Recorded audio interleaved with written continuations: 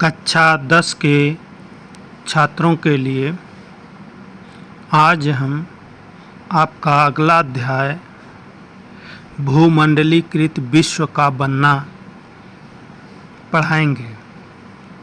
आज इसका अध्ययन किया जाएगा। भूमंडलीकृत विश्व का बनना, इसका मतलब ये होता है कि विश्व के जितने भी देश हैं वो आपस में व्यापार, वाणिज्य, शिक्षा, राजनीति आदि, परिवहन आदि से जुड़े हों। जब ये सारे देश इन माध्यमों से जुड़ जाते हैं तो एक भूमंडलीकृत विश्व का निर्माण होता है। तो इस चैप्टर में हमें भूमंडलीकृत विश्व का बनना में तमाम चीज़ों को पढ़नी पड़ेगी जो पूरे विश्व को किसी न किसी तरह आपस में जोड़ते हों। तो इस चैप्टर में हमें क्या क्या पढ़ना है हम आगे बताएंगे, लेकिन भूमंडलीकृत विश्व का बनना, इसका अर्थ यही है कि विश्व के समस्त देश एक दूसरे से वाणिज्य, व्यापार, शिक्षा, राजनीति, संचार, तकनीकी, परिवहन आदि के माध्यमों से जब ये जुड़ जाते हैं तब एक भूमंडलीकृत विश्व बनता है। ये प्रथम विश्व युद्ध के बाद से ही भूमंडलीकृत विश्व का बनना प्रारंभ हो गया था। एक देश दूसरे देश से संबंध बनाने शुरू कर दिए थे। तो आइए हम देखते हैं कि इस चैप्टर में हमें क्या क्या पढ़ने हैं।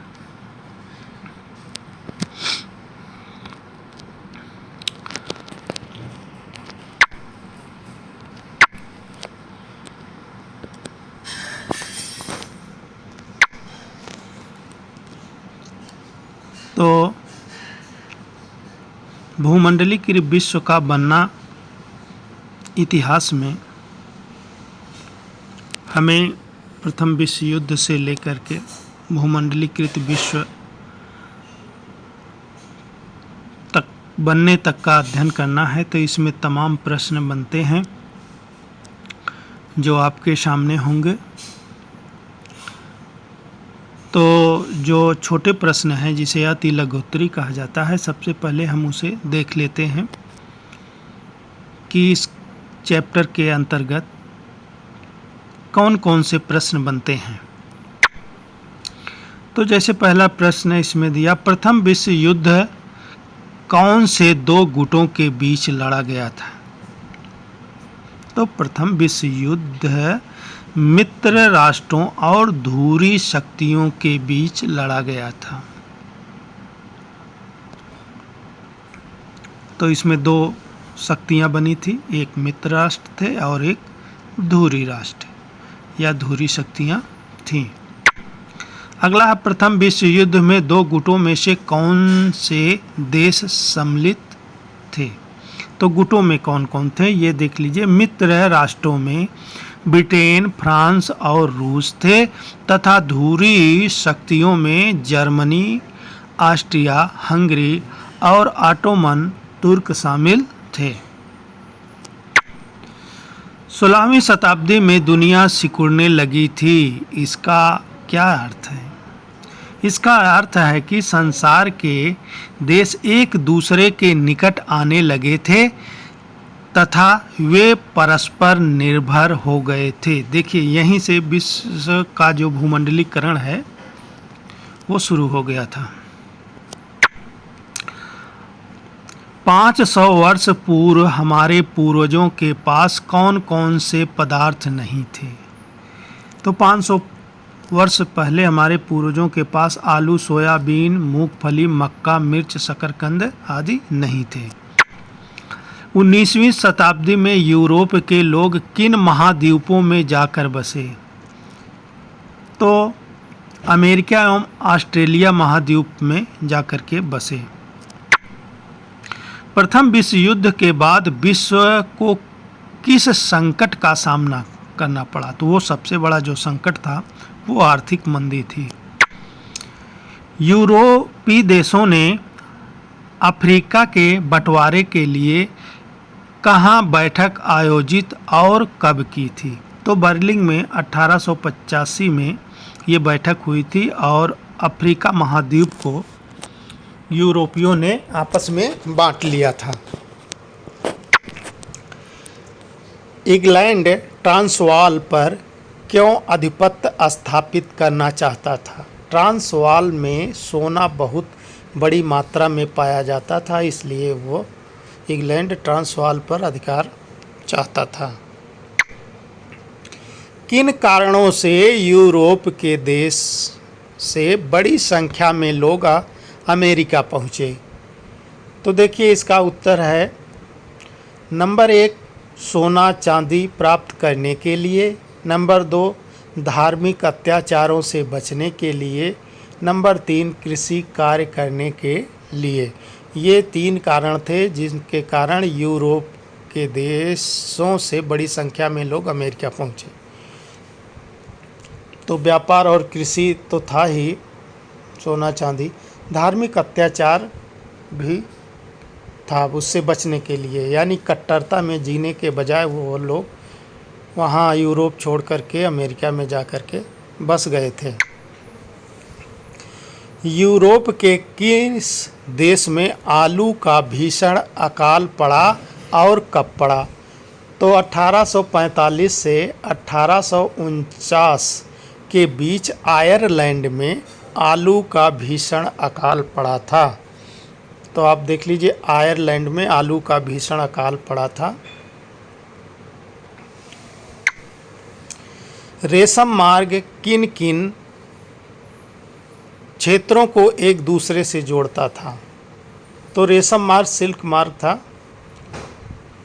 जो यूरोप से चीन तक जाता था और इस मार्ग से यूरोप, पश्चिम एशिया और अफ्रीका का उत्तरी भाग जुड़ा हुआ था।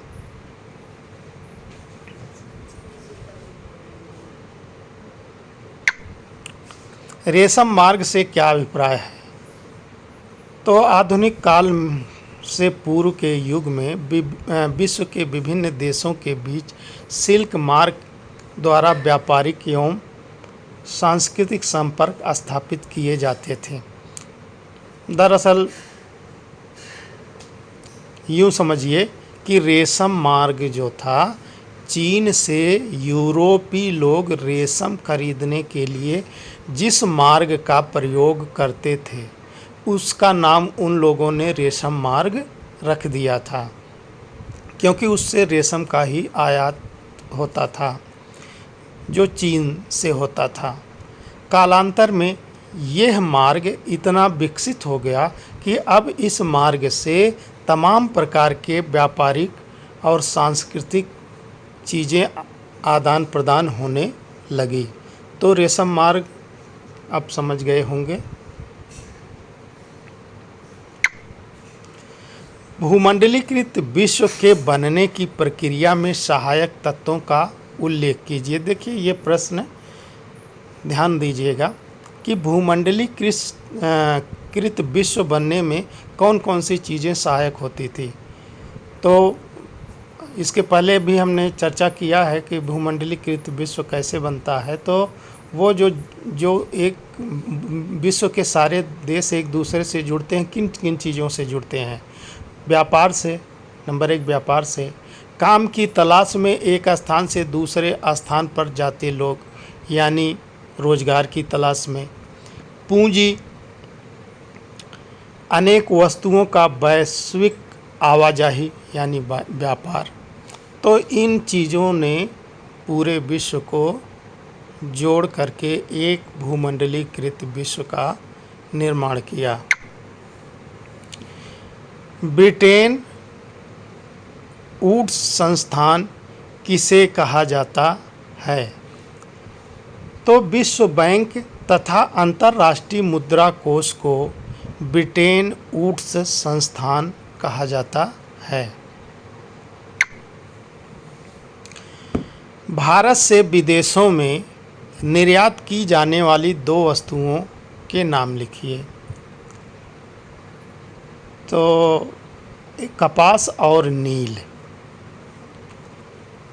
कपास और नील ये पहले ब्रिटिश काल में भारत से विदेशों को निर्यात की जाती थी, परंतु अगर आज की स्थिति देखें तो चाय चीनी ज़्यादा मात्रा में और रेडीमेड कपड़े, ज्वेलरी, ये सब चीज़ें हैं जो कि निर्यात होती है। परंतु ये पहले की बात है, तो पहले कपास और नील ही निर्यात किया जाता था। आर्थिक महामंदी की शुरुआत कब से हुई? तो ये 1929 से। द्वितीय विश्व युद्ध में शामिल होने वाली धुरी शक्तियाँ कौन सी थी? तो इसमें जर्मनी, जापान और इटली, ये 3 देश थे जो धुरी देश बनाए और पूरे विश्व से युद्ध किए। और द्वितीय विश्व युद्ध के बाद किन 2 महाशक्तियों का उदय हुआ? तो उस समय 2 महाशक्ति बनकर उभरे। एक तो संयुक्त राज्य अमेरिका था और दूसरा जो था सोवियत संघ था। विश्व बैंक की स्थापना कब और क्यों की गई? युद्धोत्तर पुनर्निर्माण के लिए धन की व्यवस्था करने हेतु 1947 में विश्व बैंक की स्थापना की गई। आपको याद रखना है कि कब की गई। 1947 में विश्व बैंक की स्थापना की गई। किस लिए की गई? कि युद्ध में जो नुकसान हुआ था उसका पुनर्निर्माण के लिए की गई। विश्वव्यापी आर्थिक मंदी का भारत पर क्या प्रभाव पड़ा? विश्वव्यापी आर्थिक मंदी के परिणाम स्वरूप 1928 से 1934 के बीच भारत के आयात निर्यात घटकर लगभग आधे रह गए थे। तो निर्यात आयात जब घट गया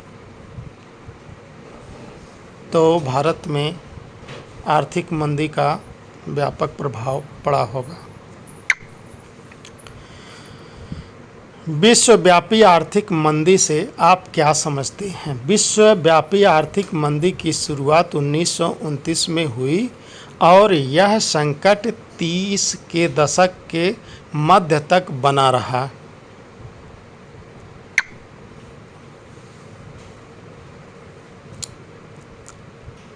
हायर परचेज व्यवस्था क्या थी? हायर परचेज व्यवस्था में अमेरिकी लोग कार आदि चीज़ें कर्जे पर खरीदते थे और उसका मूल्य किस्तों में चुकाते थे। हायर परचेज यानी हायर करते थे, उसको खरीदते थे और किस्तों में उसका भुगतान करते थे। एक चीज़ इसमें विश्व आर्थिक मंदी से आप क्या समझते हैं? तो इसमें लिख दिया गया है कि विश्वव्यापी आर्थिक मंदी की शुरुआत 1929 में हुई और यह संकट 30 के दशक के मध्य तक बना रहा। ये पूर्णतः स्पष्ट नहीं हो पाया। विश्व आर्थिक मंदी से आप क्या समझते हैं? विश्व आर्थिक मंदी का मतलब है कि जब पूरे विश्व में आयात निर्यात, उत्पादन, बिक्री आदि घट जाए, उसकी मांग कम हो जाए और ये अर्थव्यवस्था में कमी के कारण होती है तो आर्थिक मंदी आती है। अब आर्थिक मंदी किसी देश में भी आ सकती है या पूरे विश्व स्तर पर आ सकती है, ये इसका मतलब हुआ। और ये तो हुआ कि शुरुआत हुई और 30 के मध्य दशक तक बना रहा। ये तो आर्थिक मंदी का समय है। लेकिन आर्थिक मंदी से आप क्या समझते हैं? तो इसका अर्थ तो यही हुआ कि आर्थिक मंदी का मतलब है कि जब पूरे विश्व में उत्पादन, आयात निर्यात, व्यापार सब कम हो जाए और विश्व में धन की कमी हो जाए, तो ऐसी स्थिति में आर्थिक मंदी आती है और इसी को आर्थिक मंदी कहा जाता है। तो इसका अर्थ ये होना चाहिए। हायर परचेज आप पढ़ चुके हैं। अंतर्राष्ट्रीय आर्थिक विकास में मुख्यतः कितने प्रकार के प्रवाह हैं? तो अंतर्राष्ट्रीय आर्थिक विनिमय, विनिमय का मतलब एक्सचेंज, अदला बदली, तो ये 3 प्रकार के होते हैं। व्यापार का प्रभाव, श्रम का प्रभाव और पूंजी का प्रभाव। कार्न लॉ क्या था? कार्न माने मक्का, और मक्के पर जो कानून बनाया गया था वो कार्न लॉ था। ये समझ लेना दिमाग में। अब देखो क्या लिखा। ब्रिटिश सरकार ने जिन कानूनों के सहारे मक्का के आयात पर प्रतिबंध लगा दी थी उसे कार्न लॉ कहा जाता था।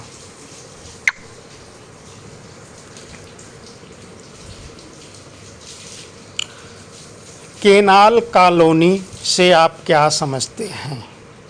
ब्रिटिश काल में नई नहरों की सिंचाई वाले क्षेत्रों में पंजाब में अन्य स्थानों के लोगों की बस्तियों को केनाल कॉलोनी कहा जाता था। केनाल कॉलोनी यूँ समझ लीजिए कि ब्रिटिश काल में जो नहरें बनाई गई उसके आसपास जो बस्तियां बसाई गईं उन बस्तियों को केनाल कॉलोनी कही गई। और रिंडर पेस्ट के बारे में आप क्या जानते हैं? यह एक बीमारी थी जो पशुओं में हुआ करता था। अब ये समझ लीजिए जिस तरह प्लेग होता था उसी तरह पशुओं में ये एक तरह से प्लेग जैसी बीमारी फैली थी जिसमें बहुत सारे पशु मर गए थे। उसी बीमारी का नाम है रिंडर पेस्ट। अफ्रीका में 1890 के दशक में रिंडर पेस्ट नामक बीमारी फैल गई। इससे अफ्रीका में लगभग 90% पशु मौत के मुंह में चले गए। होशे से आप क्या समझते हैं? होशे त्रिनिदाद में मुहर्रम के वार्षिक जुलूस को एक विशाल उत्सवी मेले का रूप दिया गया। इस मेले को होशे कहा गया। यूँ आप समझ लीजिए होशे क्या था? मुहर्रम का एक मेला था।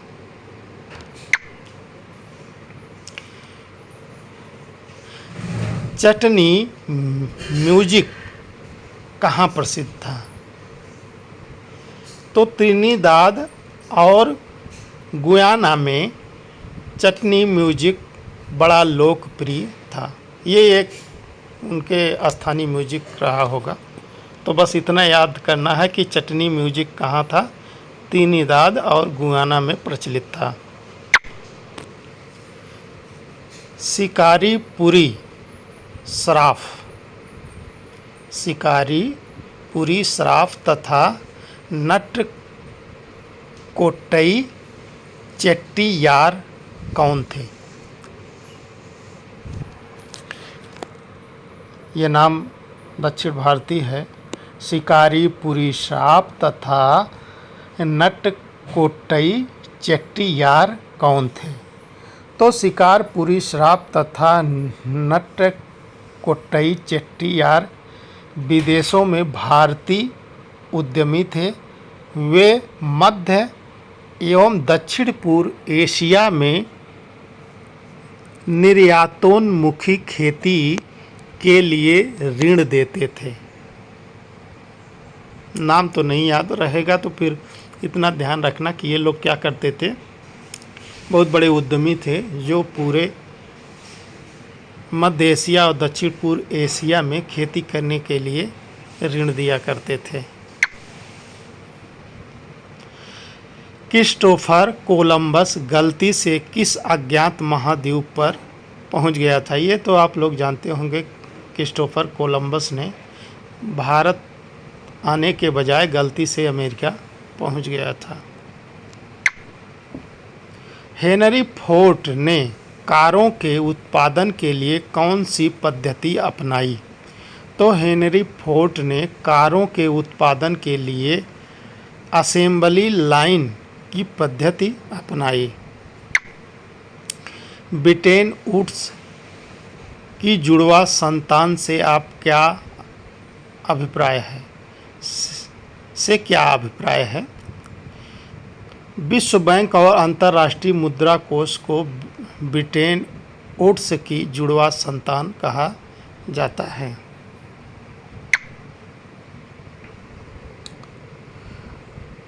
उस तकनीकी का नाम बताइए जिससे शीघ्र खराब होने वाली वस्तुओं को लंबी यात्राओं पर ले जाया जा सकता है। तो वो आप जानते हैं, जहाज़ों से ले जाइए और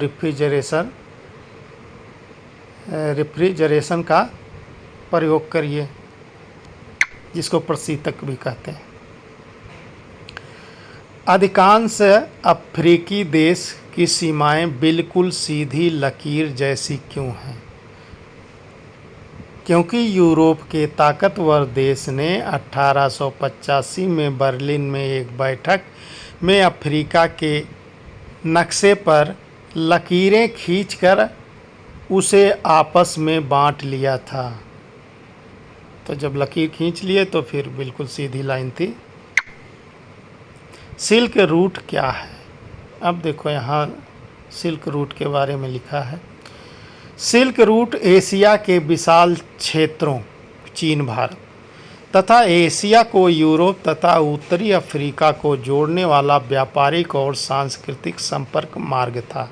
इसके माध्यम से चीनी रेशम का व्यापार किया जाता था। यहाँ आकर के देखिए पूरा स्पष्ट हो गया। ब्रिटेन वुड्स समझौते से विश्व में किस प्रकार की अर्थव्यवस्था का जन्म हुआ? ब्रिटेन वुड्स समझौते से विश्व में नई अंतर्राष्ट्रीय अर्थव्यवस्था का जन्म हुआ। इसके तहत अंतर्राष्ट्रीय मुद्रा कोष की स्थापना हुई और एक निश्चित दर पर आधारित राष्ट्रीय मौद्रिक व्यवस्था को परस्पर जोड़ने वाली व्यवस्था की गई या हुई। रेशम मार्ग के द्वारा होने वाले आर्थिक और सांस्कृतिक आदान प्रदान का वर्णन कीजिए। रेशम मार्ग से पश्चिम को भेजे जाने वाले चीनी रेशम का बड़ा महत्व था। रेशम मार्ग भूमि या समुद्र से होकर गुजरने वाले मार्ग थे जो एशिया के विशाल क्षेत्रों और एशिया को यूरोप तथा उत्तरी अफ्रीका से जोड़ते थे। रेशम मार्ग में चीनी पोटरी तथा भारत व दक्षिण पूर्व एशिया के कपड़े व मसाले विश्व के दूसरे भागों में पहुंचते थे। वापसी में सोना चांदी जैसे बहुमूल्य धातुएं यूरोप से एशिया पहुंचती थी। व्यापार और सांस्कृतिक आदान प्रदान दोनों प्रक्रिया साथ साथ चलती थी।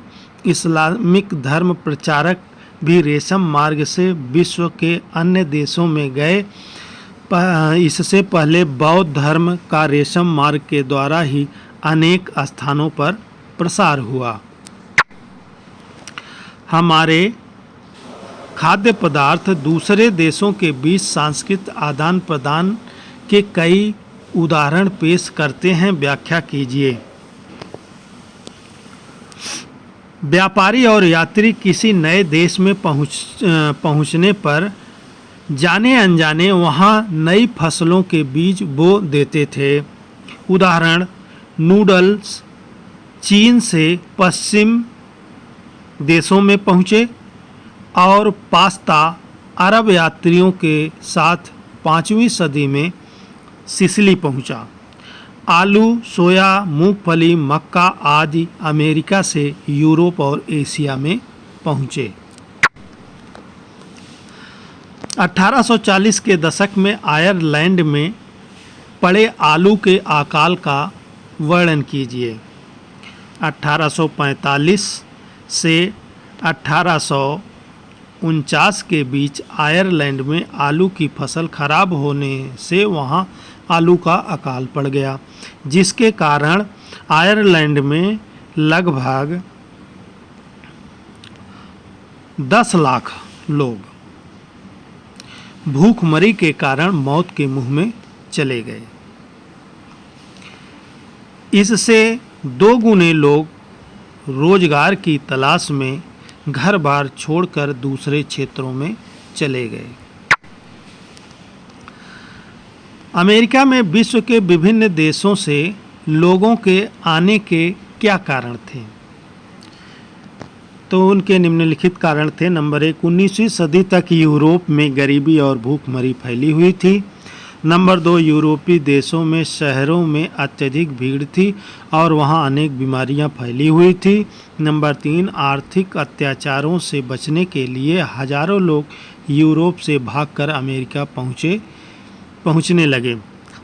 अमेरिका में कृषि कार्य के लिए अफ्रीका में बड़ी संख्या में गुलामों को पकड़कर अमेरिका लाया गया। 19वीं शताब्दी की विश्व अर्थव्यवस्था को समझने के लिए किन गतियों अथवा प्रवाहों का अध्ययन करना आवश्यक है? तो निम्नलिखित प्रवाह हैं जिसका अध्ययन करना आवश्यक है। नंबर 1, व्यापार प्रवाह। 19वीं शताब्दी में व्यापार मुख्य रूप से कपड़ा, गेहूं आदि वस्तुओं तक ही सीमित था। नंबर 2, श्रम का प्रवाह है। इसके अंतर्गत लोग काम अथवा रोजगार की तलाश में एक स्थान से दूसरे स्थान जाते थे। नंबर 3, पूंजी का प्रवाह।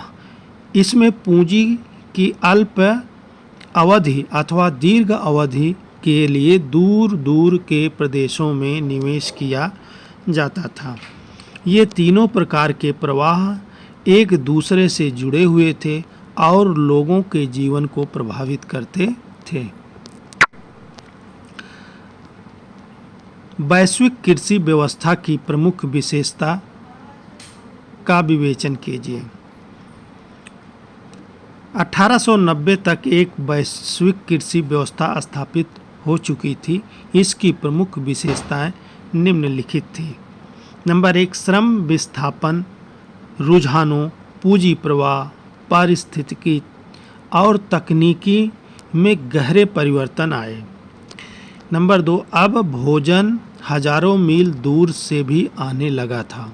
नंबर 3, अब बाहर से आए ऐसे औद्योगिक मजदूर खेतों में काम कर रहे थे जो एक पीढ़ी पूर्व संभवतः जंगल में रहे होंगे।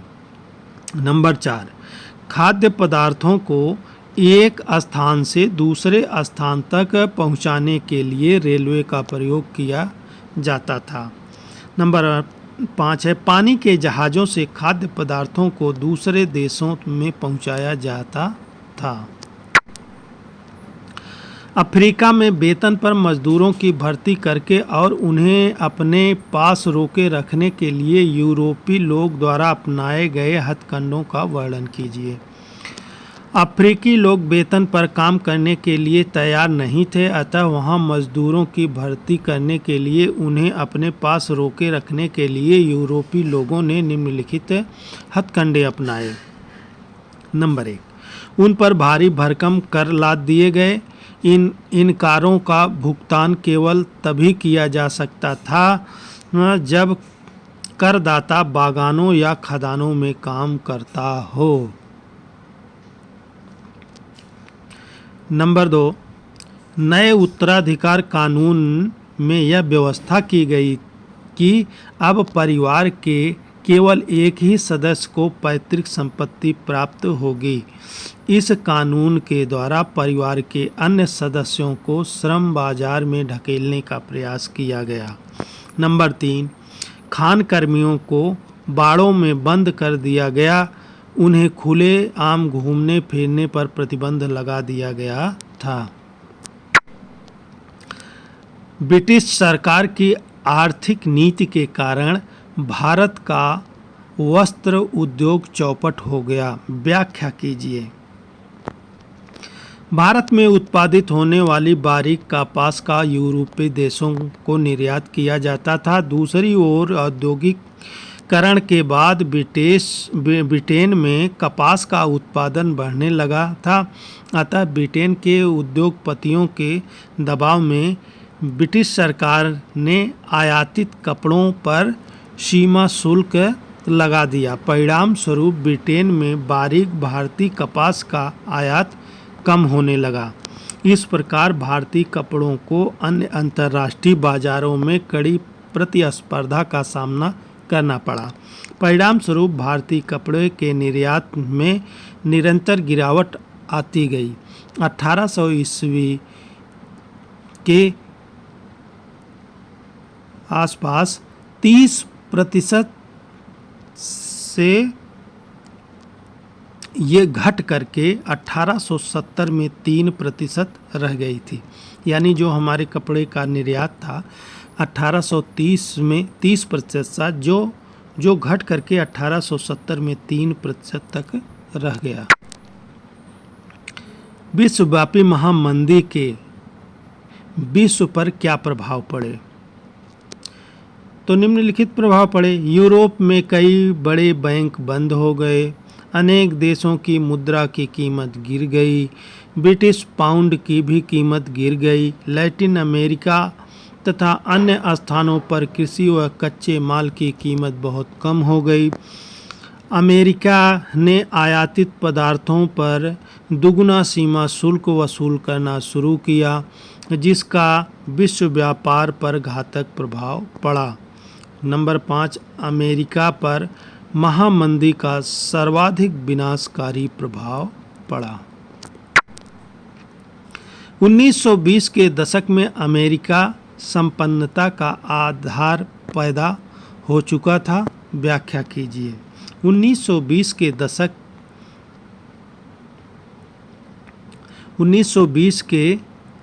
दशक में आवास एवं निर्माण क्षेत्र में आए उछाल से अमेरिकी संपन्नता का आधार पैदा हो चुका था।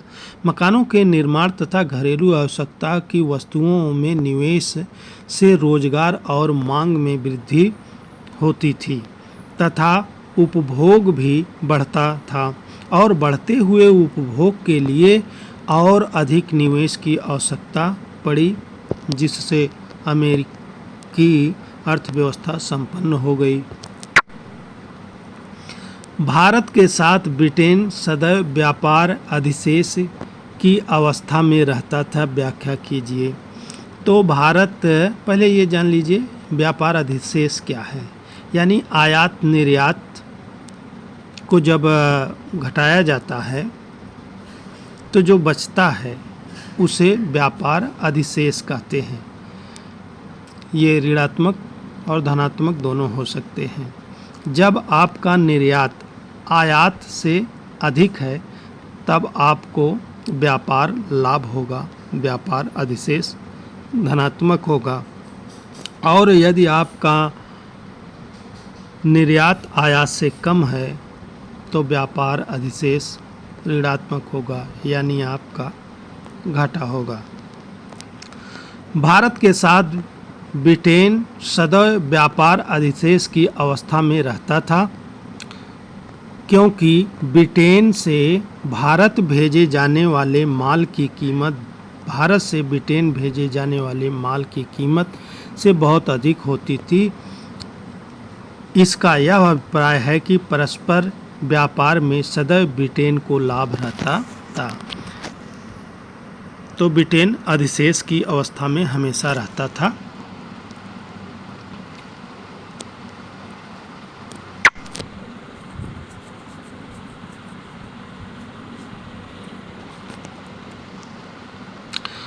प्रथम विश्व युद्ध के पश्चात ब्रिटेन को आर्थिक संकट का सामना क्यों करना पड़ा? प्रथम विश्व युद्ध के पश्चात ब्रिटेन को आर्थिक संकट झेलना पड़ा। इस आर्थिक संकट के निम्नलिखित कारण थे। नंबर 1, जिस समय ब्रिटेन युद्ध में व्यस्त था उसी समय भारत और जापान में उद्योग विकसित होने लगे थे, अतः युद्ध के पश्चात ब्रिटेन के लिए भारतीय बाजार में पहले वाली स्थिति प्राप्त करना बहुत कठिन हो गया था। नंबर 2, अब जापान भी इंग्लैंड का प्रतिद्वंदी हो गया था। नंबर 3, युद्ध समाप्त होने तक ब्रिटेन भारी विदेशी ऋणों के दबाव में आ चुका था। नंबर 4, युद्ध के बाद ब्रिटिश सरकार ने युद्ध संबंधी खर्चे में भी कटौती शुरू कर दी थी, जिससे रोजगार के अवसरों में भारी कमी हो गई। अफ्रीका में रिंडरपेस्ट का क्या प्रभाव पड़ा? तो अफ्रीका में 1980 के दशक में आखिरी सालों में मवेशियों में रिंडरपेस्ट नामक एक बीमारी फैली, जिससे अफ्रीका में निम्नलिखित प्रभाव पड़े। नंबर 1, रिंडरपेस्ट मवेशियों में प्लेग की तरह फैलने वाली बीमारी से लगभग आजीविका एवं स्थानीय अर्थव्यवस्था पर गहरा प्रभाव पड़ा। इसने अपने मार्ग में आने जाने वाले 90% मवेशियों को मौत के नींद सुला दिया। नंबर 2, पशुओं के खत्म हो जाने के बाद अफ्रीकियों को श्रम बाजार की ओर ले जाने वाले बागान व खान मालिकों तथा औपनिवेशिक सरकारों ने बचे हुए जानवरों को अपने कब्जे में ले लिया। इससे यूरोपीय उपनिवेशकारों को पूरे अफ्रीका को जीतने और गुलाम बनाने का अवसर मिल गया। नंबर 3, बड़ी संख्या में पशुओं के मर जाने से अफ्रीकी लोगों के जीवन निर्वाह के साधन खत्म हो गए। औद्योगिक देशों में महामंदी का सबसे बुरा प्रभाव अमेरिका को झेलना पड़ा, व्याख्या कीजिए। नंबर 1, कीमतों में कमी और मंदी के कारण अमेरिकी बैंकों ने घरेलू कर्जे देना बंद कर दिया। पहले के कर्जे की वसूली तेज कर दी गई। नंबर 2, किसानों के अनेक परिवार नष्ट हो गए तथा व्यापार चौपट हो गए। बहुत से अमेरिकी परिवार ऋण चुकाने में असमर्थ हो गए। परिणाम स्वरूप उनके मकान, कार और समस्त आवश्यक वस्तुएं कुर्क कर ली गई। अमेरिका में बेरोजगारी बढ़ गई तथा लोगों को रोजगार की तलाश में दूर दूर के स्थानों पर जाना पड़ा। अंततः अमेरिकी बैंकिंग व्यवस्था भी चरमरा गई। द्वितीय विश्व युद्ध के परिणामों की विवेचना कीजिए। तो द्वितीय विश्व युद्ध के परिणाम निम्नलिखित हैं। नंबर 1, द्वितीय विश्व युद्ध में मानव जाति को भीषण विनाश लीला का सामना करना पड़ा।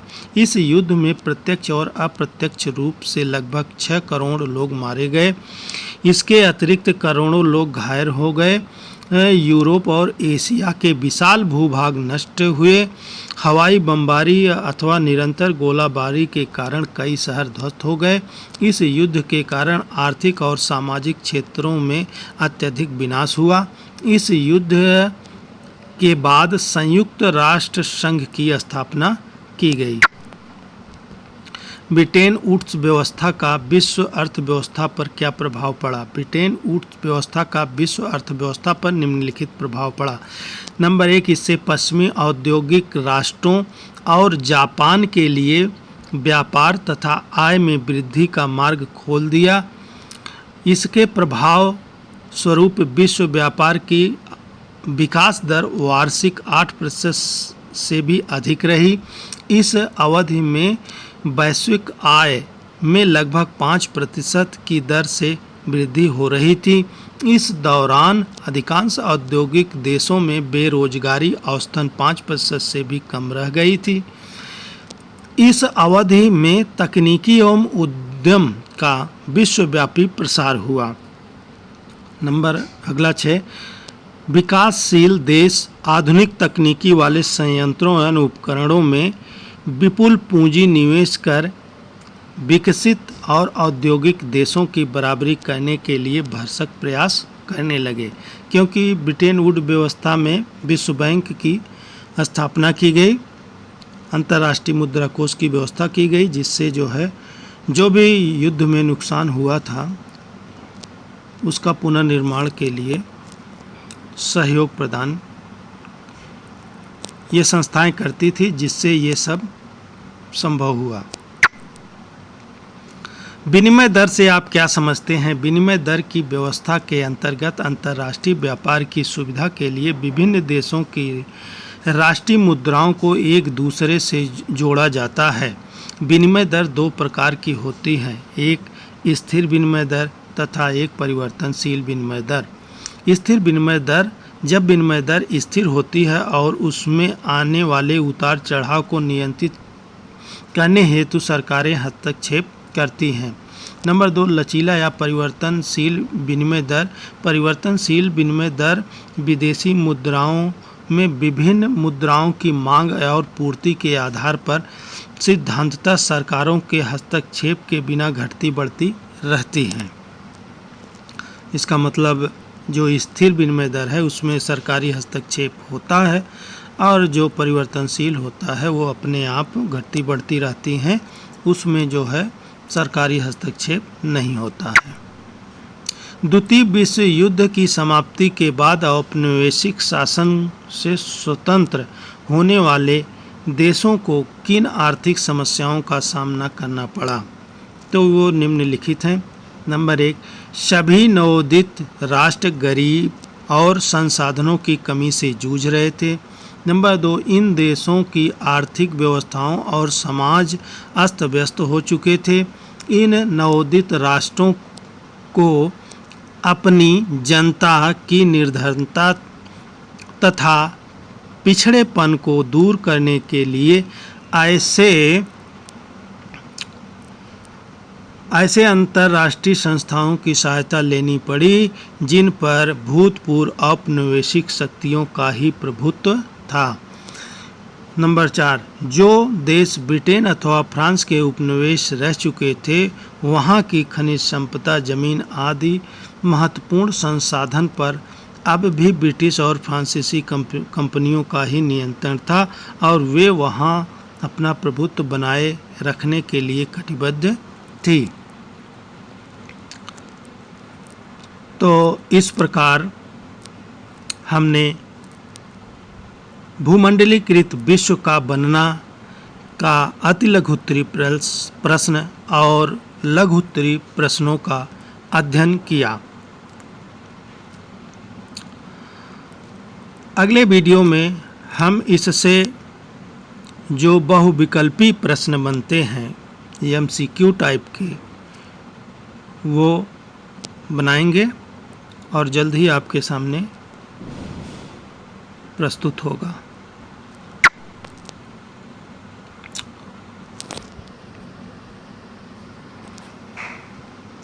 और नई अंतर्राष्ट्रीय आर्थिक प्रणाली से आप क्या समझते हैं, ये अब अगली वीडियो में होगा। इसके साथ MCQ भी होंगे। वीडियो काफ़ी लंबी हो जाएगी, इसलिए यहीं इसको बंद किया जाता है।